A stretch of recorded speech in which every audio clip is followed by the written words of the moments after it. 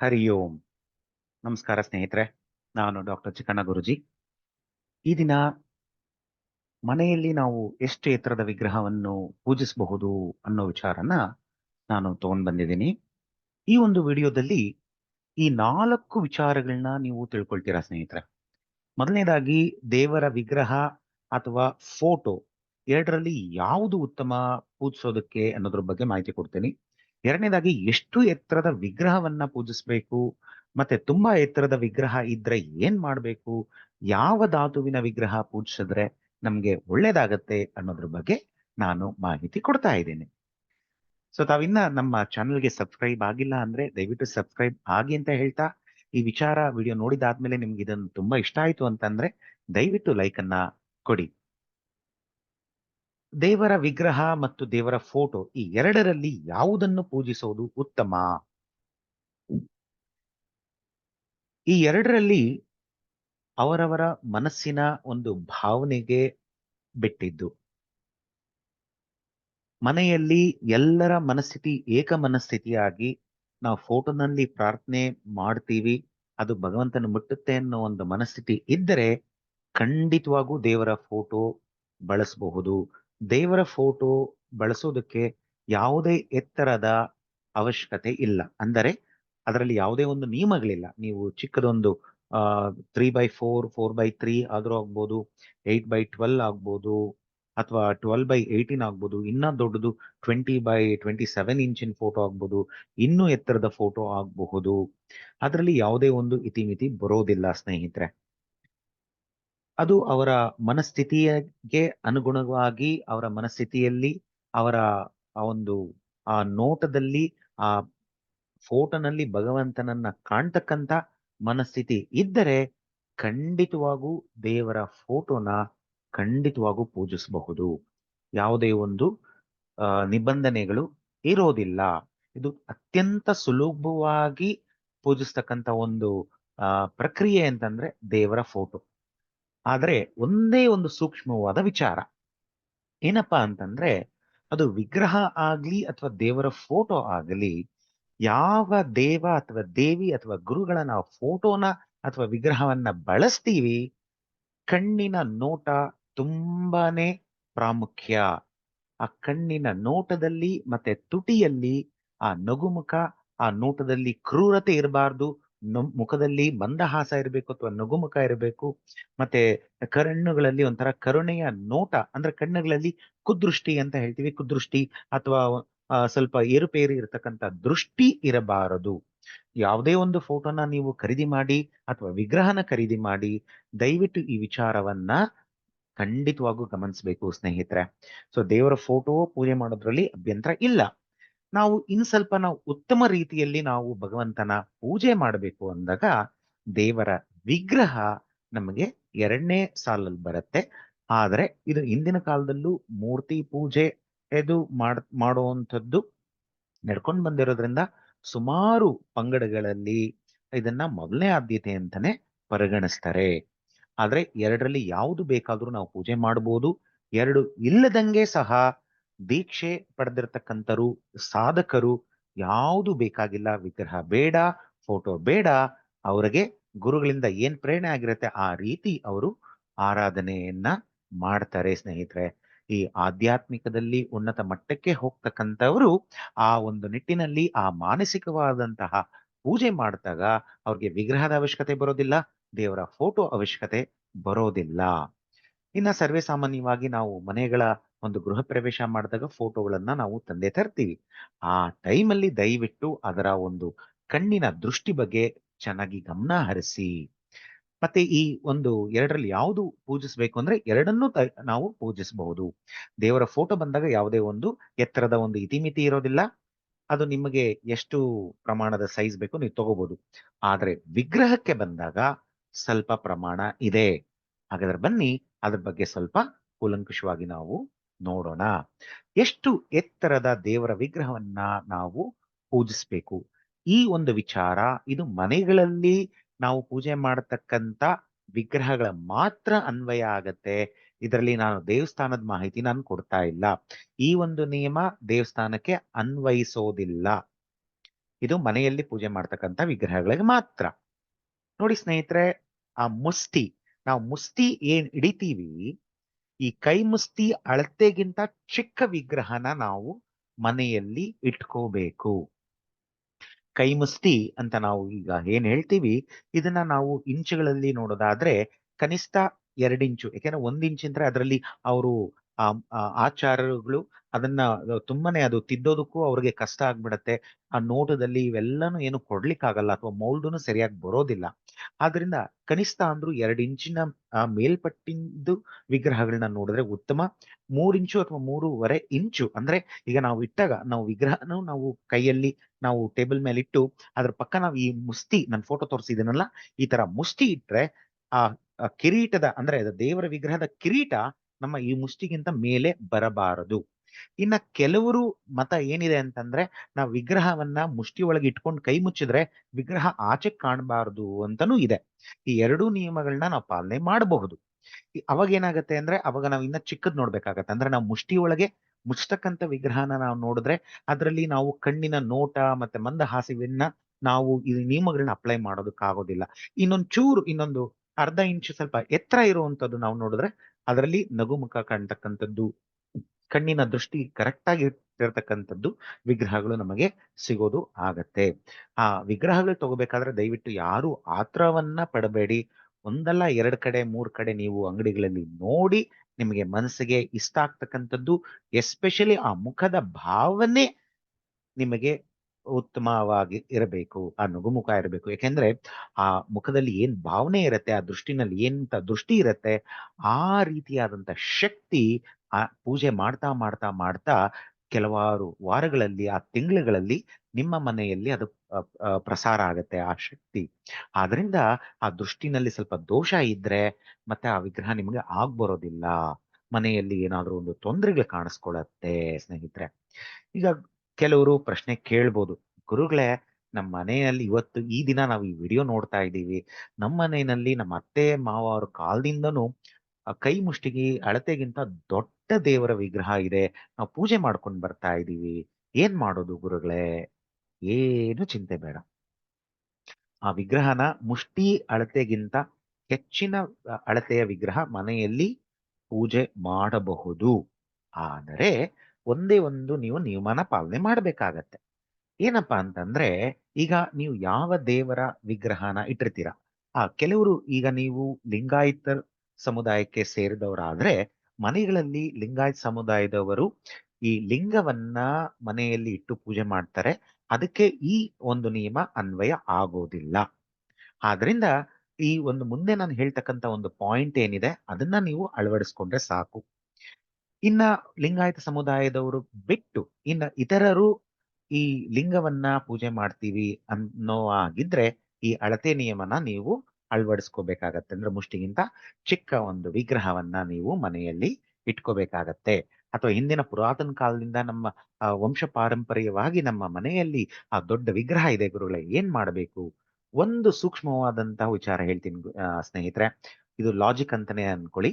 ಏನಪ್ಪಾ ಅಂತಂದ್ರೆ ನೋಡಿ, ಒಂದು ಚಿಕ್ಕ ಮಗು, ಒಂದು 2 ವರ್ಷದ ಮಗು ಇದೆ, 20 ವರ್ಷದ್ದು ಯುವಕ ಇದ್ದಾನೆ.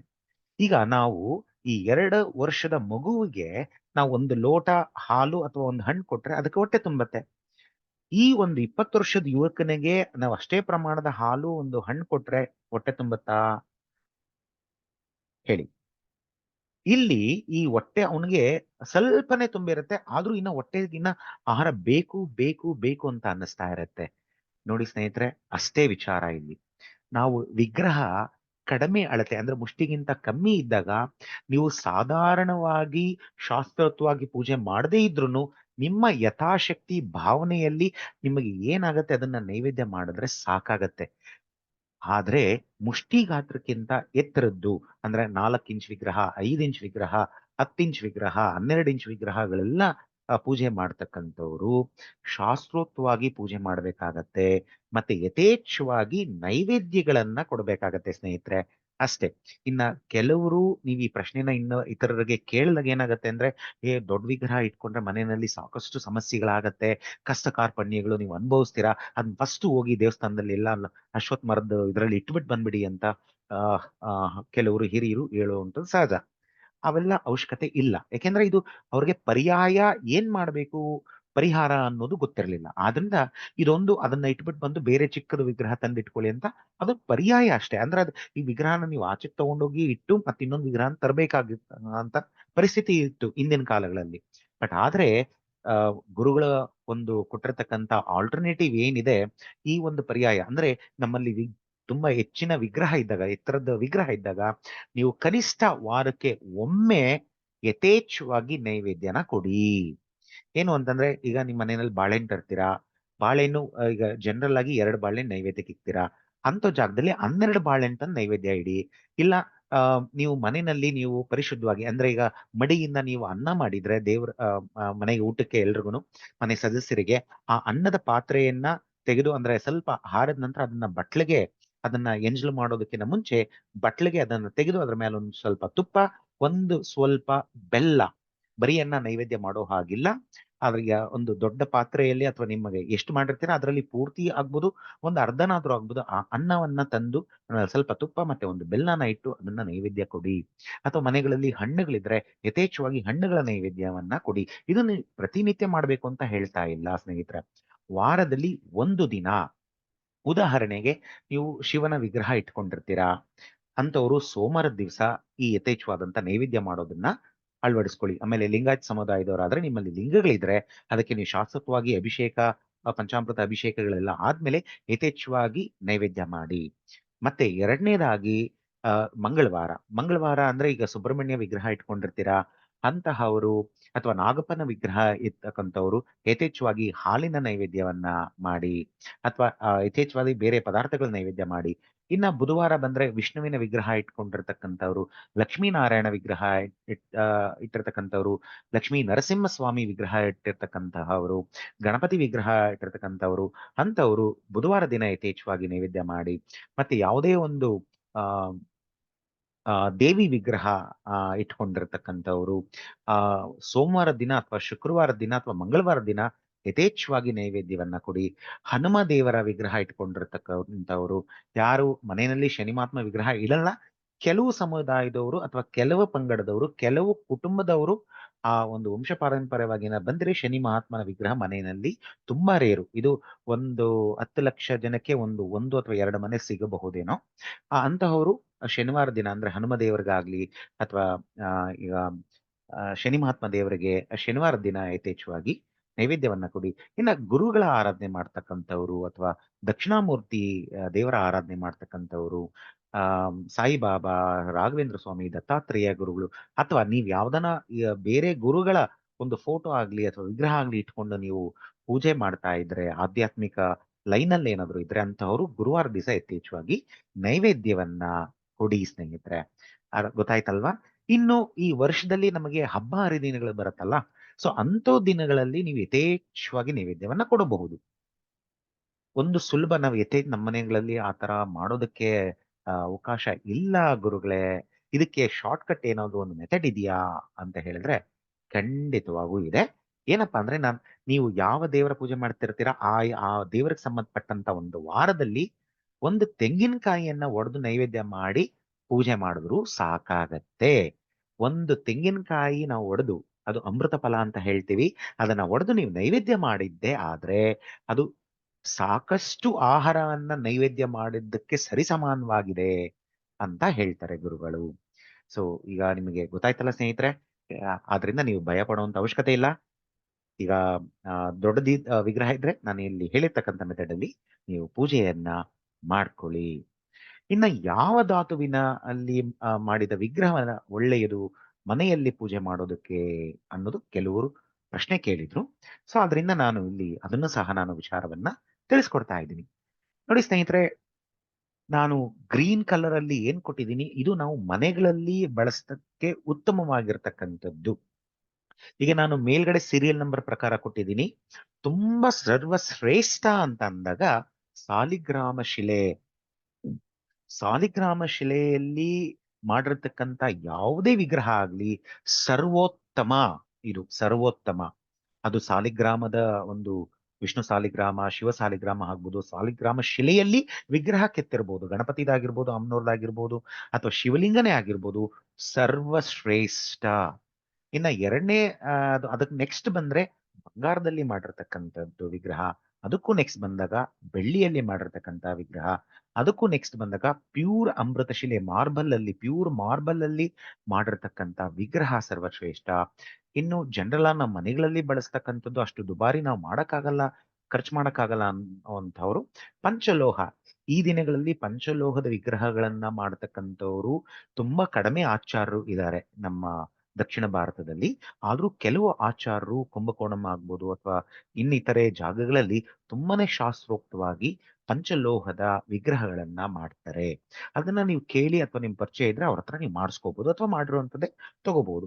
ಇನ್ನು ಎಲ್ಲದಕ್ಕೂ ಸರ್ವೇ ಸಾಮಾನ್ಯ ಅಂದ್ರೆ ಹಿತ್ತಾಳಿ ವಿಗ್ರಹಗಳು ಎಲ್ಲಾ ಕಡೆ ಸಿಗತ್ತೆ. ಮತ್ತೆ ತುಂಬಾ ಕನಿಷ್ಠ ಅಂತಂದ್ರೆ ತಾಮ್ರದಲ್ಲಿ ನಾವು ವಿಗ್ರಹಗಳನ್ನ ಜಾಸ್ತಿ ಬಳಸೋದಿಲ್ಲ.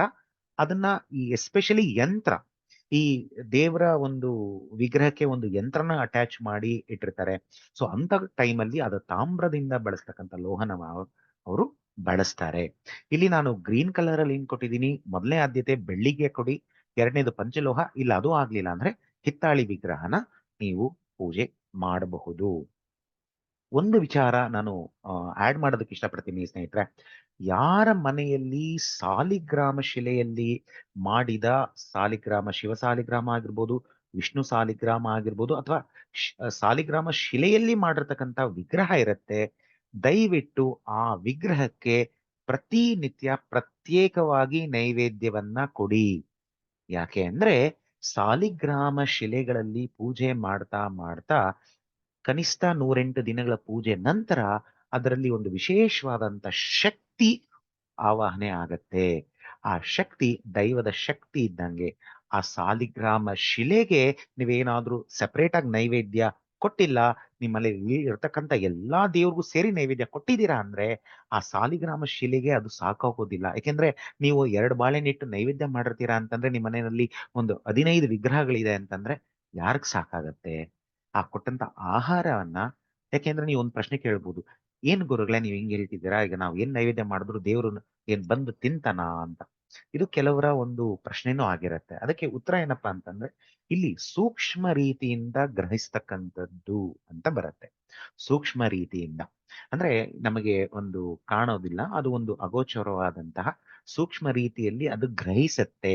ಈಗ ನಾವು ಶ್ರಾದ್ದ ಮಾಡಿದಾಗೂ ಅಷ್ಟೇ ಪಿತೃಗಳು ಬಂದು ಆಹಾರ ತಗೊಳ್ತಾರಾ ಅನ್ನೋದು ಕೆಲವರು ಪ್ರಶ್ನೆ ಕೇಳ್ತಾರೆ. ಇನ್ನು ವಿತಂಡ ಮಾದನೂ ಮಾಡ್ತಾರೆ. ಸೊ ಅದರಲ್ಲಿ ಸೂಕ್ಷ್ಮ ರೀತಿಯಿಂದ ಸ್ವೀಕಾರ ಮಾಡ್ತಾರೆ ಅಂತಾನೆ ಶಾಸ್ತ್ರಗಳಲ್ಲಿ ಮತ್ತೆ ಗುರುಗಳ ಮುಖೇನ ಬಂದಿರತಕ್ಕಂತ ಆ ಪ್ರವಚನಗಳಲ್ಲಿ ನಾವು ಕೇಳಬಹುದು. ಸೊ ಆದ್ರಿಂದ ನೀವು ಸಾಲಿಗ್ರಾಮ ಶಿಲೆ ಏನಾದ್ರೂ ನಿಮ್ಮ ಮನೆಯಲ್ಲಿ ಸುಮಾರು ಪಂಚಲೋಹದ್ದು, ಬಂಗಾರದ್ದು ಅಥವಾ ಬೆಳ್ಳಿ ವಿಗ್ರಹಗಳಿದೆ, ಅದ್ರ ಜೊತೆಗೆ ಸಾಲಿಗ್ರಾಮಗಳೇ ಇದೆ ಅಂತಂದ್ರೆ ಸಾಲಿಗ್ರಾಮಕ್ಕೆ ಸ್ವಲ್ಪ ಸೆಪರೇಟ್ ಆಗಿ ನೀವು ನೈವೇದ್ಯವನ್ನ ಕೊಡಿ. ಅಥವಾ ನೀವು ಪ್ರತಿನಿತ್ಯದಲ್ಲೇನೆ ಹೆಚ್ಚಿಗೆ ನೈವೇದ್ಯವನ್ನ ಕೊಡ್ತಾ ಇದ್ರೆ ಅದಕ್ಕೂ ಶಾಂತವಾಗಿ ಆ ಮನೆಯಲ್ಲಿ ಇರತಕ್ಕಂಥವ್ರು ಎಲ್ಲರನ್ನೂ ಸುಭಿಕ್ಷವಾಗಿಟ್ಟಿರತ್ತೆ.